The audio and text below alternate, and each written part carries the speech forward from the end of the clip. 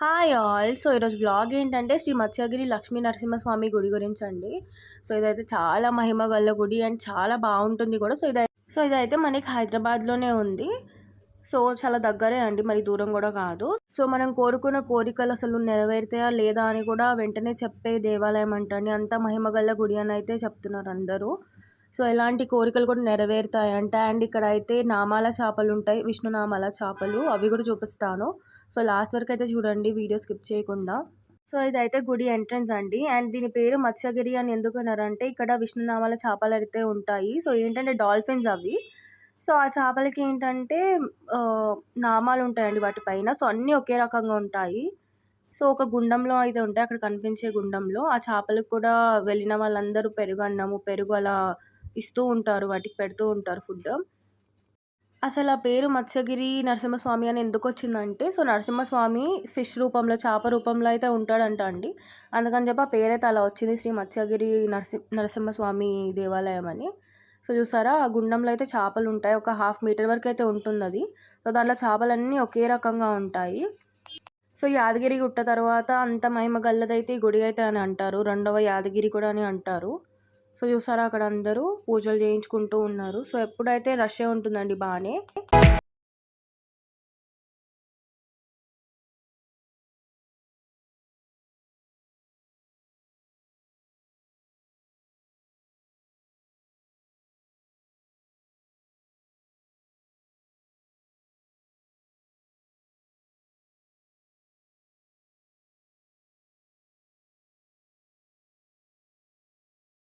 అడుగుల చేపది స్టాచ్యూ కూడా ఉంటుంది. ఫిష్ స్టాచ్యూ అయితే ఉంటుంది 6 ఫీట్స్‌ది.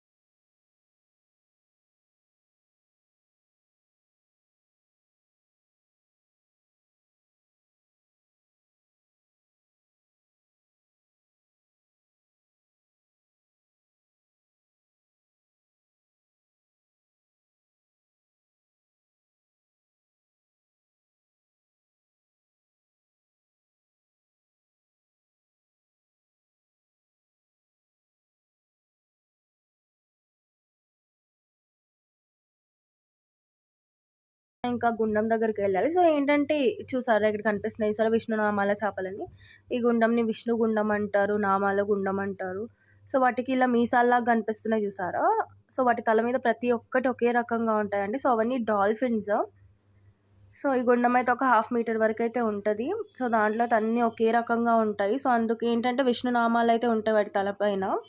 సో, అందుకని చెప్పైతే ఇవి విష్ణు నామాల చేపలంటారు. సో, చూసారా వచ్చిన వాళ్ళందరూ ఇలా పెరుగన్నము, పెరుగు ఇలా ఇస్తూ ఉంటారు. బానే తింటాయి అవి. చూసారా మొత్తం ఒకటే దగ్గరకొచ్చే గుంపులాగా. సో, ఎక్కువైతే పెరుగన్నం పెడుతూ ఉంటారు. వచ్చిన వాళ్ళు ఇచ్చినా లేకపోయినా కూడా ఇంకా అక్కడ ఉన్న పూజారులు ఏంటంటే పూజ అయిపోగానే వచ్చి ఆ ప్రసాదాన్ని పెరుగన్నంనైతే వీటికి పెడతారు. సో, గుడికొచ్చిన వాళ్ళు కంపల్సరీ దర్శనం అవ్వగానే ఈ గుండం దగ్గరికైతే వస్తారు. ఈ చేపలకి ఏదో ఒక ఫుడ్ అయితే ఇవ్వడానికి.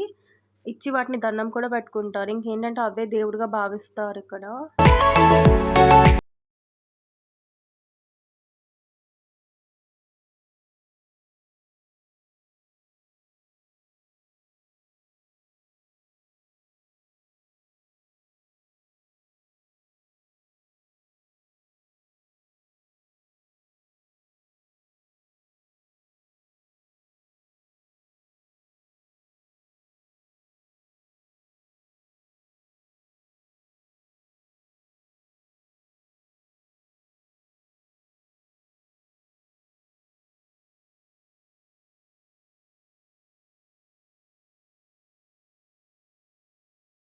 ఒక కమాన్ ఉంటుంది. ఈజీగా గుర్తుపట్టొచ్చు గుడి ఎక్కడుందా అని. సో, ఎంట్రీ ఇంకా ఎగ్జిట్ కమాన్ అయితే ఇదే అండి. సో, వెళ్ళేవాళ్ళు ఎవరైనా ఉంటే మాత్రం ఇది చూసి గుర్తుపట్టొచ్చు.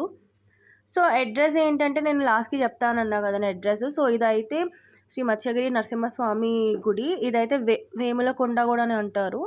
భువనగిరిలో ఉంది. సో, భువనగిరి అంటాం కదా! అక్కడైతే ఉంది వేములకొండ. సో భువనగిరి దగ్గర.